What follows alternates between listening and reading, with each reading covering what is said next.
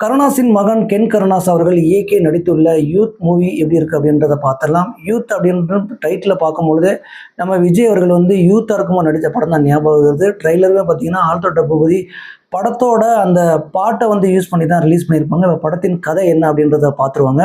படத்தின் ஹீரோ வந்து பார்த்தீங்கன்னா முக்கி திணறி வந்து பார்த்தீங்கன்னா 10th பாஸ் பண்ணிடுறாரு.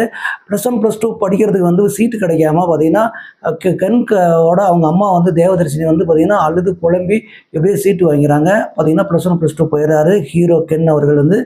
இப்போ வந்து பார்த்தீங்கன்னா அவர் ஒரு 3 பொண்ணை லவ் பண்ணாருங்க. அவர் லட்சியமே என்னன்னு பார்த்தீங்கன்னா லவ் பண்ண பொண்ணை ஸ்கூலில் இருந்து காலேஜ்லேருந்து லவ் பண்ணி அதுக்கப்புறம் தான் மேரேஜ் பண்ணி நினைக்கிறாரு. அதுக்கப்புறம் இவர் மேரேஜ் பண்ணாரா இல்லையா, +2 பாஸ் பண்ணாரா இல்லையா அப்படின்றத பார்த்தீங்கன்னா ஒரு யூத்ஃபுல்லாக வந்து படத்தை கொடுத்துருக்காங்க. கென் கருணாஸ் வந்து இயக்கி இருக்கிறதும் பார்த்தீங்கன்னா அவரே ஹீரோ நடிச்சிருக்கிறதும் இந்த படத்துக்கு ரொம்ப ப்ளஸ்ன்னு சொல்லலாம். ஆனால் இயக்குனராக இருந்தாலுமே அவர் கதாபாத்திரத்திற்கு என்ன தேவையோ அதை சரியாக வந்து பயன்படுத்தியிருக்காருன்னு சொல்லலாம்.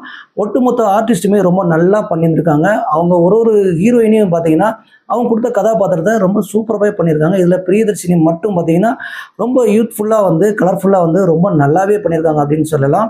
இதில் வந்து கருணாஸ் அவர்கள் வந்து மகன் வந்து பார்த்திங்கன்னா கென் கருணாஸ் அவர்கள் வந்து டான்ஸ் ரொம்ப சூப்பராக பண்ணியிருக்காருங்க. என்னடா இது சிம்பு வந்து ஆரம்பத்தில் பார்த்த மாதிரியே இருக்குது அப்படின்ற மாதிரி இருக்குது. இந்த படம் ஆக்டிங் வந்து பார்த்திங்கன்னா தனுஷ் சாயல் அங்கங்கே தெரிகிறது. இவர் வந்து இயக்கி இந்த அளவுக்கு படம் பண்ணுவாரா, டைரக்ஷன் பண்ணுவார் அப்படின்னு நம்ம எதிர்பார்க்கல. அந்த அளவுக்கு பார்த்தீங்கன்னா இந்த கதையை கொண்டு வந்திருக்காரு. இந்த கதைக்களம் வந்து பார்த்தீங்கன்னா 2014-16 ஆரம்பிக்கிறது.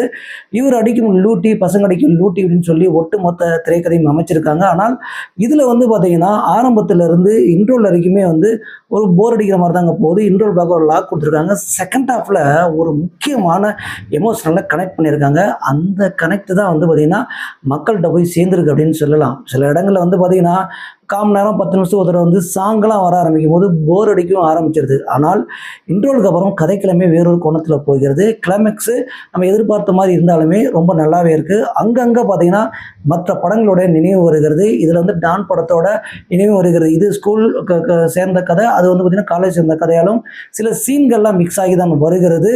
ஆனால் இதில் எமோஷனல் அந்த டானில் இருக்க மாதிரி எமோஷனல் இதில் ரொம்ப கனெக்டாக இருக்குன்னு சொல்லலாம். அந்த அளவுக்கு சூப்பராக பண்ணியிருக்காருங்க. கென் கருணாஸ் வந்து நடிகராகவும் பார்த்திங்கன்னா டைரக்டராகவும் பார்த்திங்கன்னா பாஸ் ஆகிட்டார் அப்படின்னே சொல்லலாம். இதில் வந்து சொல்ல வேண்டிய விஷயங்களை தெளிவாகவே சொல்லியிருக்காரு.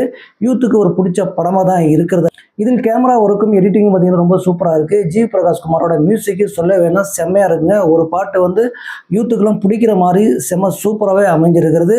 ஒட்டுமொத்த டெக்னீஷியனும் நல்லா ஒர்க் பண்ணியிருக்காங்க. இதில் வந்து திரைக்கதை இன்னும் கொஞ்சம் நல்லா பண்ணியிருந்தா படம் இன்னும் நல்லா வந்திருக்கும். அதில் மட்டும் கென் கருணாஸ் அவர்கள் வந்து கவனம் செலுத்தியிருந்தால் படம் சூப்பர் டூப்பர் ஹிட்டுன்னு